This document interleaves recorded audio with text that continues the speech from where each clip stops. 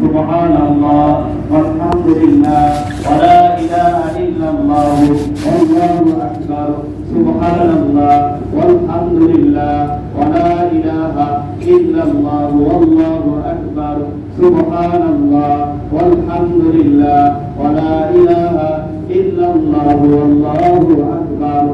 এইভাবে এক এক রাকাতে ফজর কিভাবে করবেন একটা সুন্দর নিয়ম আছে, আমি সংক্ষিপ্তভাবে বলি। আপনি সূরা ফাতিহা পড়বেন, সূরা ফাতিহার পরে এরপরে আপনি কিরাত করবেন, একটা সূরা নেবেন, কিরাত করার পরে রুকুতে না যেয়ে 15 বার পড়বেন। কয়বার একটু হিসাব রাখেন তো, 15 বার পড়বেন রুকুতে যাওয়ার আগে। কয়বার? 15 বার। সুবহানাল্লাহ ওয়ালহামদুলিল্লাহ ওয়া লা ইলাহা ইল্লাল্লাহু আল্লাহু আকবার 15 বার। এরপরে রুকুতে যাবেন, রুকুর তাসবিহ পড়ার পর 10 বার। কয়বার? 10 বার। কয়বার হইল? 25 বার। এরপরে আবার রুকুতে দাঁড়াবেন, সামিআল্লাহু লিমান হামিদা রব্বানা লাকাল হামদ হামদান কাসীরান তাইয়িবান মুবারাকান ফি। এটা বলার পরে আবার 10 বার পড়বেন, সুবহানাল্লাহ ওয়ালহামদুলিল্লাহ ওয়া লা ইলাহা ইল্লাল্লাহ আল্লাহু আকবার। কয়বার হইল? 35 বার। এরপরে আল্লাহু আকবার বলে সিজদায় যাবেন, সিজদায় যাওয়ার পরে সিজদা তাসবিহ পড়ার পর 10 বার পড়বেন। কয়বার হইল? 45 বার।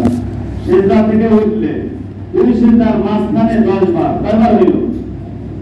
55 বার। আবার সিজদায় যাইবেন, সিজদার তাসবিহ পড়ার পর 10 বার পড়বেন। কয়বার হইল? 65 বার।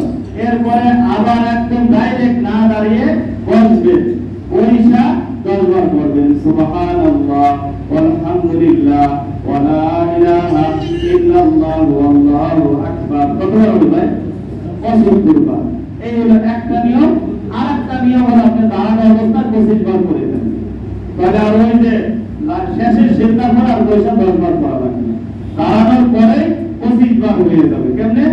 আপনি আল্লাহু আকবার হাত বাঁধার পর সানা পড়ার পর 10 বার পড়বেন, এরপর না 15 বার পড়বেন, এরপরে সূরা ফাতিহা কিরাত করার পর 10 বার। কত হয়ে গেল?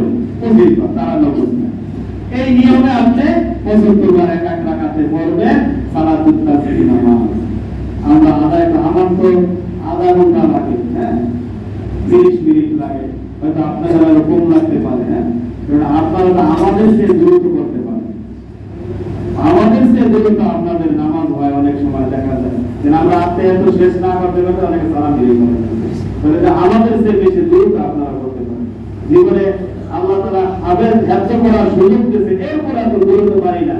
যত দ্রুত কিছু কিছু মুসলিমরা আমাদের হয়ে তাড়াতাড়ি করে দিন।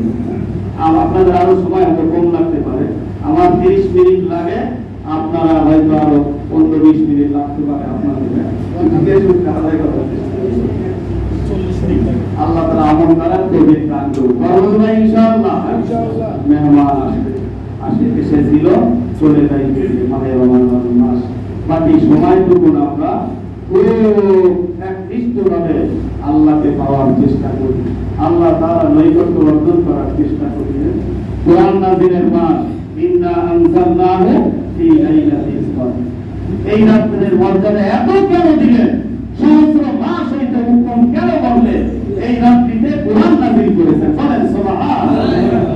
সেই কোরআনকে আমরা পড়তে ধারণ করব, শুনে খাবো, তেলাওয়াত করব, বিশুদ্ধভাবে তেলাওয়াত করব এবং কোরআনের অর্থ জানার চেষ্টা করব। আমরা সর্বদা ইনশাআল্লাহ আপনি সারা বছর একটা টার্গেট দিবেন যে আমি 5 মিনিট 10 মিনিট কোরআন শিখব, আমি অন্তত প্রতিদিন একটা আয়াতের অর্থ শিখব।